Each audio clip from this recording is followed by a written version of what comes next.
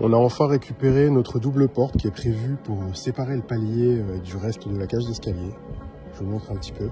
Cette double porte-là, un petit peu à la française, et qui provient d'un ancien château. Et du coup, elle sera très bien chez nous. On avance sur les travaux du palier, du premier étage. Donc le but, c'est de cloisonner un petit peu pour nous protéger du froid, parce que c'est vrai que de ce côté-là, il y a la cage d'escalier. Ça monte jusqu'à la tour. Et je vous garantis que quand il y a des courants d'air, on le sent passer. Donc l'idée, c'est vraiment cloisonner cette partie qui donne sur nos parties privatives. Et ça va nous permettre un peu de chauffer sans être à perte. Alors pour fixer ma porte, je vais créer une structure en bois, c'est-à-dire un encadrement avec les chevrons que vous voyez ici. J'ai fait une découpe en bas pour la plainte. Et là, je les ai pré-percés. Voilà, je les ai creusés pour pouvoir insérer en fait un tire-fond. J'ai pointé tous mes trous. J'ai utilisé des chevilles de 12. Donc celle-là, les multis, avec des tire-fonds comme ça. On fait confiance aux anciens, c'est nickel.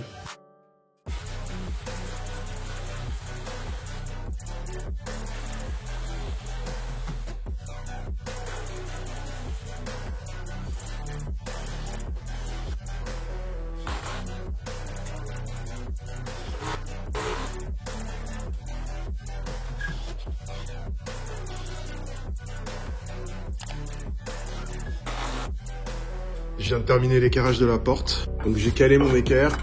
J'ai fait en sorte d'avoir un bel angle à 90 degrés. Ensuite, j'ai tout stabilisé avec une planche. Et j'ai fait la même chose des deux côtés. Puis une fois que j'étais sûr de mon équarrage, j'ai fixé une planche en bas pour que le bâti ne bouge absolument plus et que je puisse le fixer sans aucun souci. J'ai également fixé mon deuxième chevron. Et du coup, la moitié de la structure est faite. Il ne me restera plus que les traverses à poser. Et ensuite, on pourra poser la porte. On avance sur la pose de notre porte. Et Christelle avance sur la peinture.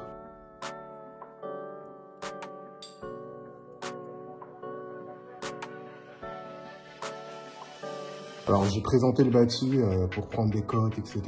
C'est pas l'emplacement définitif, mais ça avance doucement.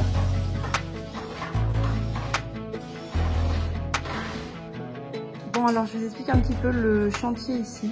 L'hiver dernier, on a eu super froid parce qu'en fait, il y a beaucoup de courant d'air entre le deuxième étage, le rez-de-chaussée, le premier et la cave. Donc on a décidé de poser une double porte ici. Ça nous permettra de chauffer notre partie sans perdre de la chaleur. Donc là, on a acheté une double porte ancienne de 2,75 m avec son bâti que Marty est en train de poser.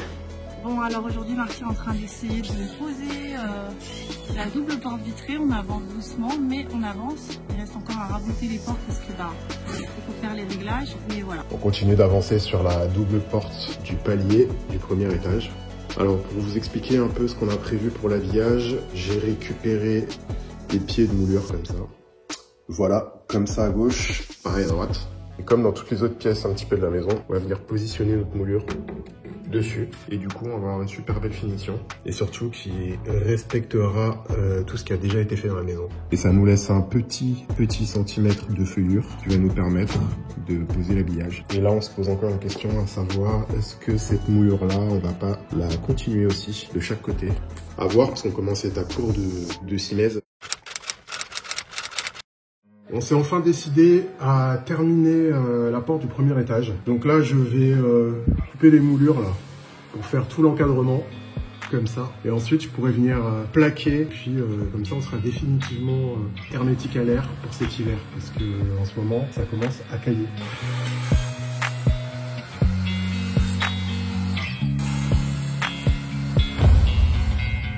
Je vais réutiliser mes chutes de moulure, ça va me permettre de passer tout ça là et puis de rien perdre du tout. Et puis avec un joint acrylique, on verra plus rien. Un petit peu de colle sur les contours de porte. Ouais. Toi aussi, tu fais les travaux? Petit ange, vois. Donc ça va être les contours de la grande porte. Et ça, c'est des moulures que tu as récupérées aussi? C'est des moulures que j'ai récupérées, l'encadrement de porte de la cuisine, je crois. On jette rien, on récupère tout, on réutilise tout. Donc du coup, il y aura une découpe au milieu. C'est pas grave.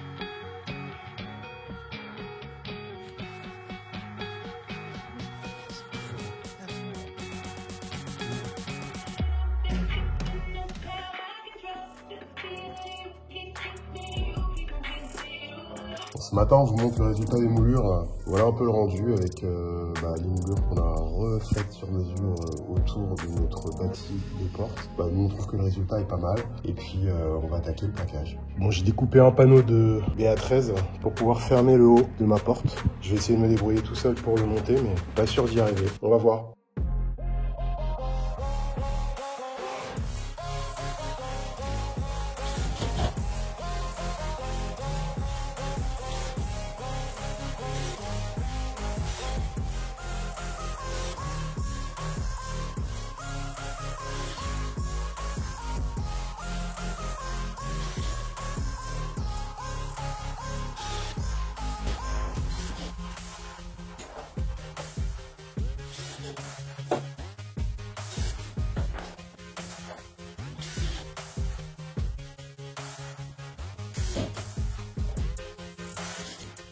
Bon, comme je visse directement du placo dans du bois, on utilise des vis de 35 mm.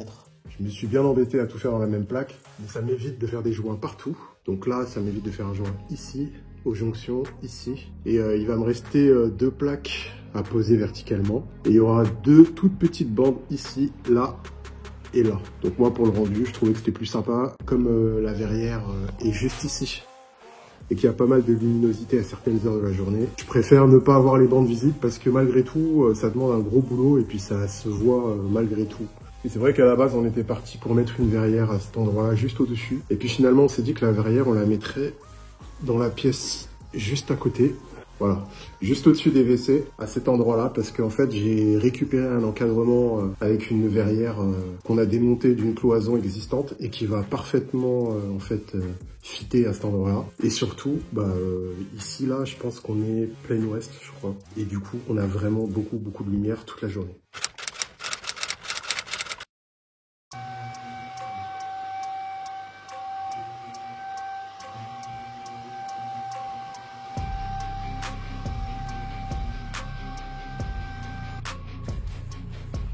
Bon, Christelle est en plein travail. Ça passe la sous-couche? Hello mon amour. Besoin d'aide ou tout va bien? Tout va bien. En ce moment, on passe sur le pigeonnier, mais on met un petit peu en stand-by parce qu'il y a beaucoup d'humidité et c'est pas très agréable de travailler à l'extérieur en ce moment. Et on va attaquer cette partie de la maison qui est le palier du premier étage. Alors, on va commencer par repeindre le plafond en blanc. Et puis ensuite, on va reprendre les murs, enlever les clous des anciennes tapisseries, enduit, rebouchage, lissage, et puis peinture. Et on va peindre avec bleu Mantaine. Voilà. Et pour l'instant, étape numéro 1, ça va être d'installer l'échafaudage parce que 3,70 m de hauteur, c'est assez compliqué pour faire la peinture.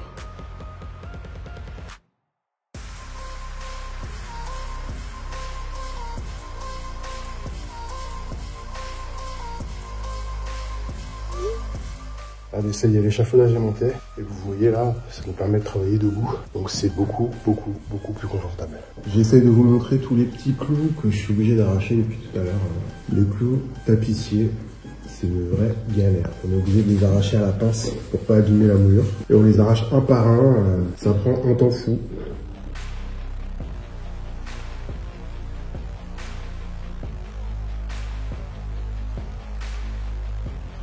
Je suis dans l'escalier, c'est impressionnant de voir Christelle d'ici, là. C'est assez haut. Et je vous montre un peu comment elle a avancé. Elle a fait presque tout le contour du plafond.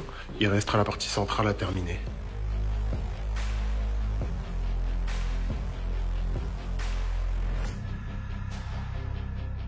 Toujours en plein milieu de notre chantier du palier. Alors je vous montre, Christelle a bien avancé, elle a fait les contours du plafond, elle a presque terminé. Moi j'ai fait tous les joints acryliques. Donc là les contours ici. Il me reste là-haut là, j'ai pas terminé. Ce côté-là aussi, c'est fait. En bas c'est fait. Contour de porte, moulure, c'est fait. Et Christelle est en train de peindre les encadrements de porte et les portes. Bon, j'ai des trous à reboucher à l'intérieur de la maison, donc du coup je vais m'inspirer de ce que j'ai vu chez les Jérôme sur la chaîne YouTube, je sais pas si vous connaissez. Ils réduisent la pierre en poudre et puis ensuite ils la mélangent avec de la chaux et ça permet de faire un badigeon et puis de reboucher. Alors après ils cassent en fonction de la granulométrie dont ils ont besoin. Voilà, moi j'ai besoin d'un truc assez fin en général. Quand j'utilise du sable c'est grossier. Donc on va tester leur technique et puis on va voir ce que ça donne.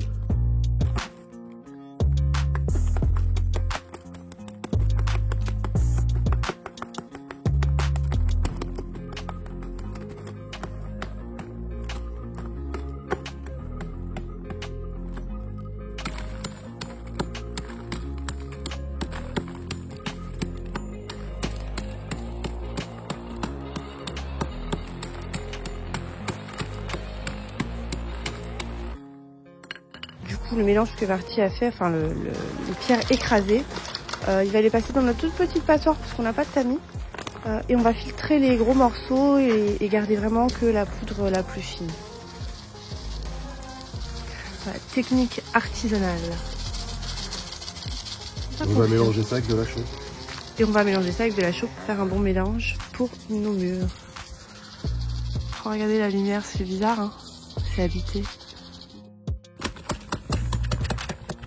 Bon bah j'ai filtré la première partie de ma pierre. Il me reste ça que je recasse. Et en fait c'est pas si sorcier que ça, faut juste s'y coller. Et regardez là, on dirait de la farine. Tout simplement.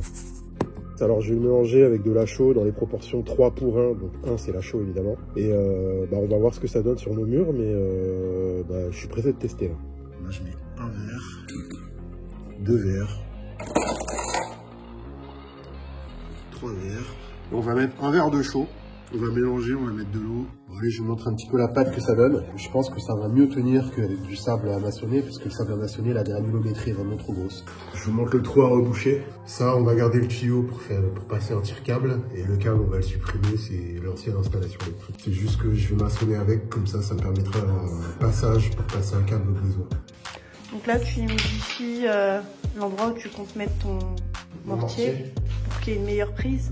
Ouais, c'est ça, que le mur n'absorbe pas toute l'eau du mortier et que... Bon bah du coup, je vais te filmer de mon échafaudage. Ouais.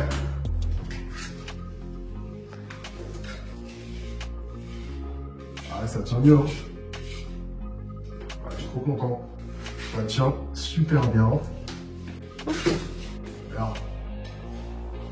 Waouh.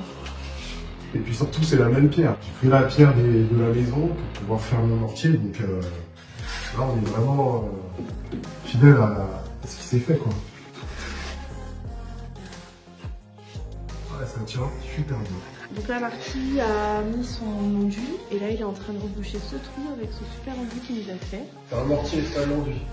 Oui, c'est un mortier, pardon. Bon, c'est la reprise du chantier du palier du premier étage. Alors Christelle s'était arrêtée là à la peinture, donc je vais continuer ce qu'elle avait fait. On va passer la sous-couche au plafond. Et puis on va commencer à boucher tous les trous dans le mur, ce genre de truc là. Je suis en train de faire les contours du plafond, de passer la sous-couche. Là vous avez le plafond.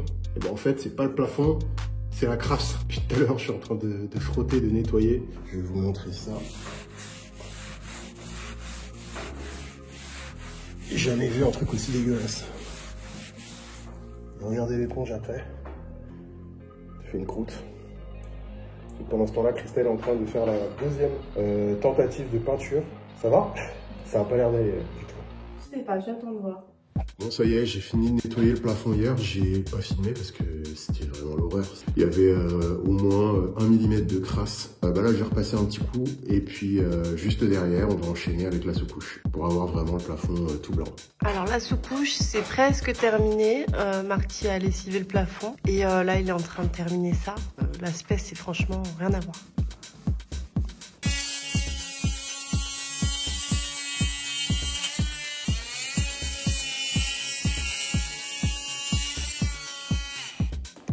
essuie en bois que tu peux pas enlever, tu peux pas arracher du mur. J'ai essayé de visser une vis à l'intérieur et de tirer, mais elles sont tellement anciennes que ça fonctionne pas.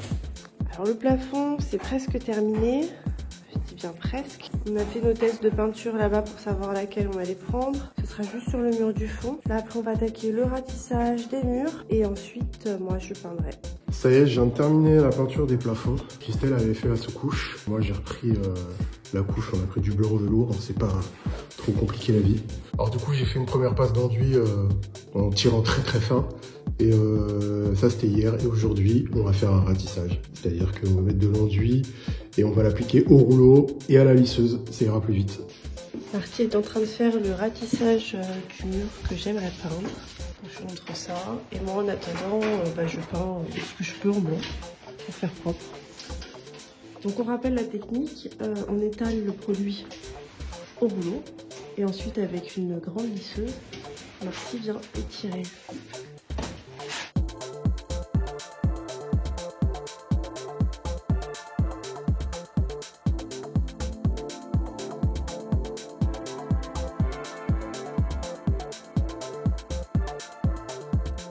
Bon ça y est, je viens de terminer la couche de ratissage. Comme d'habitude, on a utilisé un enduit qui s'applique au rouleau et avec une lisseuse, là, la lisseuse qu'on voit par terre. Pareil pour l'enduit. Et ma petite femme qui passe, qui fait la peinture. Et puis il va me rester ce mur sur le côté là. On a fait la peinture au plafond, donc je vais avoir une petite retouche à faire là-haut parce que ça a craqué, on a une fissure. Bon voilà, on est dans l'ancien, on n'est pas dans le neuf. Pour les boiseries, on était parti sur un bleu bantène. Et puis on s'est ravisé parce qu'on n'a pas du tout aimé le rendu. On n'a même pas fait la deuxième couche. C'est ça le bleu bantène. Et là on est parti sur une autre couleur, un bleu plus mat. Voilà. Donc je pense qu'on partira là-dessus.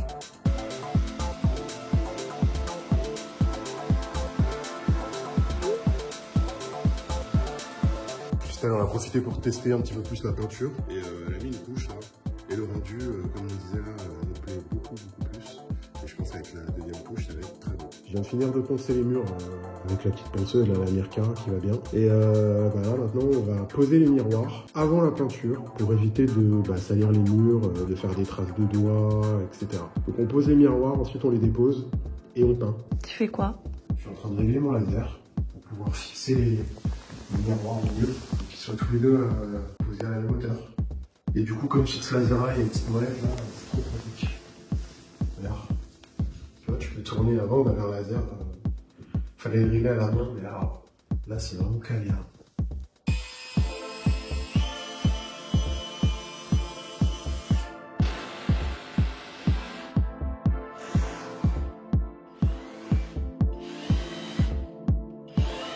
Fin de journée pour nous. Christelle est en train de passer la couche de peinture sur les moulures. Et nous, on a passé la couche d'impression juste avant sur le mur. Donc ce mur-là, là. Courage mon amour, c'est bientôt la fin. Ce matin, c'est toujours peinture. Donc j'ai mis mon échafaudage. Je suis en train de peindre le plafond. Et Christelle est en train de peindre le mur. Et demain, on espère que ce sera nettoyage et déco.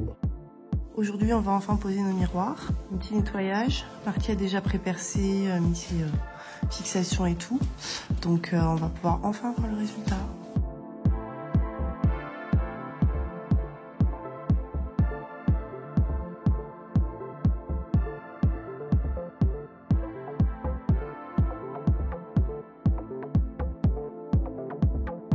Bon, on est dans l'atelier, j'ai récupéré une moulure, toujours pareil, de la récup sur des bâtis qu'on avait démontés. Et là, l'idée, c'est que ça s'intègre parfaitement avec les moulures qui sont déjà en place. Donc au début, j'ai essayé de faire des coupes à 45, mais ça marche pas trop. Donc là, je vais vous montrer, je vais faire une coupe droite. Et ensuite, je vais faire une coupe à 45. Et comme ça s'intègre beaucoup mieux et on peut faire plein de retouches. Et on voit pas grand-chose une fois que c'est terminé. Bon, j'arrive pas à faire la coupe et tenir le téléphone en même temps. Et j'ai oublié le stand en haut. Donc je fais la coupe et je monte juste après. Ma moulure est droite. Et là, avec le laser, on voit, voilà un peu la coupe. Et on voit qu'en bas, justement, ça fait un décroché. Et c'est ce décroché qui va nous permettre de l'assembler facilement avec le reste de la moulure. Voilà, je monte ma coupe. Et vous voyez, là, j'ai fait, je suis parti sur une coupe droite. Et ensuite, j'ai fait une coupe à 45. Regardez, je vais pouvoir l'assembler facilement avec mon autre moulure. Bon, allez, on est sur le palier. Et là, je vous montre. Alors, c'est pas les mêmes moulures. Hein. J'avais que ça en stock. Donc, vous voyez l'assemblage. Il va me rester quelques retouches. On verra plus grand chose. Sur cette moulure là, je vous montre l'assemblage. De l'autre côté, voilà, une coupe droite et une coupe à 45, ou voire un petit peu plus si vous pouvez. Et après le reste, c'est à corriger avec de la pâte à bois. On a rendu pas mal. Bon alors là, Marty va poncer les petites parties qu'on a retouchées avec un peu d'enduit. Et ensuite, je pourrais repeindre du coup en blanc.